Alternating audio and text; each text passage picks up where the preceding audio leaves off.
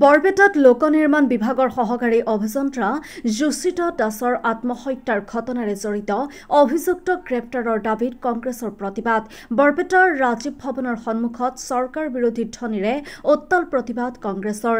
অসম প্ৰদেশ কংগ্ৰেছ কমিটিৰ নিৰ্দেশত বৰপেটাত লোক নিৰ্মাণ বিভাগৰ সহকাৰী অভিযন্ত্ৰা যোশিতা দাসৰ আত্মহত্যাৰ ঘটনাৰে জড়িত দোষীক গ্ৰেপ্তাৰৰ দাবীত কংগ্ৰেছৰ প্ৰতিবাদ।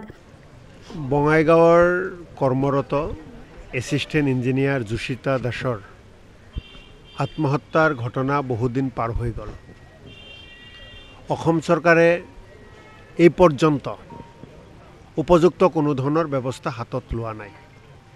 অসম প্ৰদেশ কংগ্ৰেছ কমিটিৰ সভাপতি গৌৰৱ গগৈ ডাঙৰীয়াৰ নিৰ্দেশ মৰ্মে সমগ্ৰ অসমৰ লগতে বৰপেটা জিলা কংগ্ৰেছ কমিটিৰ উদ্যোগত যোশিতা দাসৰ হত্যাকাৰী কোন,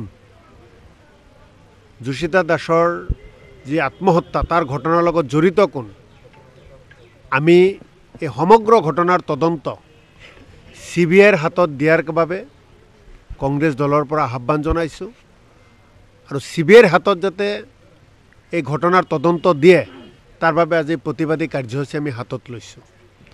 আমাৰ এটা কথা স্পষ্ট, অসমৰ কোনো জীয়ৰী কাৰোবাৰ স্বাৰ্থৰ বাবে ব্যৱহাৰ কৰি মৃত্যুৰ মুখলৈ ঠেলি দিছে, তাৰ পিছতো তেওঁলোকে আজি নিৰাপদে ঘূৰি আছে।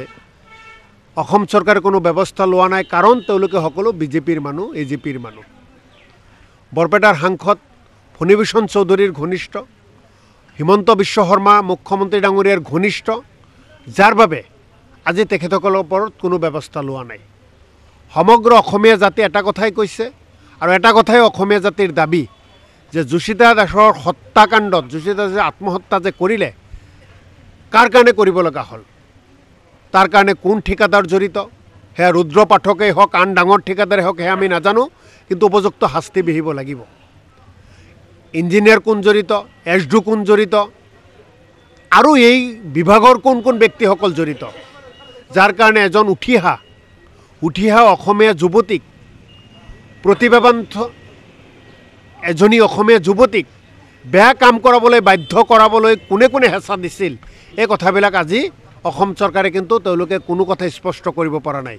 মাথো তদন্ত হ'ব বুলি কৈ মুখ্যমন্ত্ৰী ডাঙৰীয়াই সামৰি থৈছে গোটেই বিষয়। গতিকে আমি অসম চৰকাৰৰ ওপৰত আমাৰ বিশ্বাস নাই, অসম পুলিচৰ ওপৰত আমাৰ বিশ্বাস নাই। CBIৰ হাতত এই তদন্ত দিব লাগে, CBIৰ জৰিয়তে তদন্ত কৰি যিসকল দোষী তেওঁলোককো মৃত্যুদণ্ডৰে দণ্ডিত কৰিব লাগে। প্ৰদেশ কংগ্ৰেছৰ কাৰ্যকৰী সভাপতি জাকিৰ হুছেইনৰ নেতৃত্বত বৰপেটা জিলা কংগ্ৰেছৰ প্ৰতিবাদ।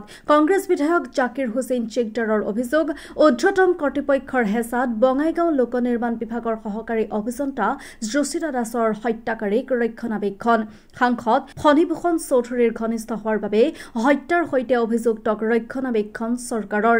বিজেপি চৰকাৰে এই ঘটনাৰে জড়িতসকলক গ্ৰেপ্তাৰ নকৰিলে 26ত কংগ্ৰেছৰ চৰকাৰ হোৱাৰ পাছতে এই ঘটনাৰ সৈতে জড়িত প্ৰতিজন ব্যক্তিক শাস্তি প্ৰদান কৰিব কংগ্ৰেছে। বিজেপি হ'লেই যে তেওঁলোকৰ দুখবোৰ মুক্ত হ'ব, এই নীতি আৰু অসমত নচলিব। অসমৰ জীয়ৰী আজি আত্মহত্যা কৰিছে বিজেপি কাৰোবাৰ নেতাৰ চক্ৰান্তত পৰি। আজি ৰুদ্ৰ পাঠক বিজেপিৰ লগত জড়িত, আজি যিসকল ইঞ্জিনিয়াৰ SDO তেওঁলোকে বিজেপিৰ ছত্ৰছায়াত চলে। কাৰ আশীৰ্বাদত এতিয়ালৈকে তেওঁলোকক উপযুক্ত শাস্তি বিহিব পৰা নাই, কাৰ আশীৰ্বাদত এতিয়ালৈকে ঠিকাদাৰজনক গ্ৰেপ্তাৰ কৰা নাই, কাৰ আশীৰ্বাদত এতিয়ালৈকে তদন্ত ক্ষিপ্ৰতাৰে কৰা নাই, এই কথাবিলাক অসমৰ ৰাইজে জানিব বিচাৰিছে। আৰু সেইকাৰণে আমি আকৌ স্পষ্ট কৈছোঁ, এই তদন্ত CBIৰ হাতত অৰ্পণ কৰিব লাগে। মুখ্যমন্ত্ৰীৰ হাততে এই PWD ডিপাৰ্টমেণ্ট আছে, সেইকাৰণে এই তদন্ত আৰু বেছি সোনকালে হ'ব লাগিছিল, বেছি ক্ষিপ্ৰতাৰে হ'ব লাগিছিল।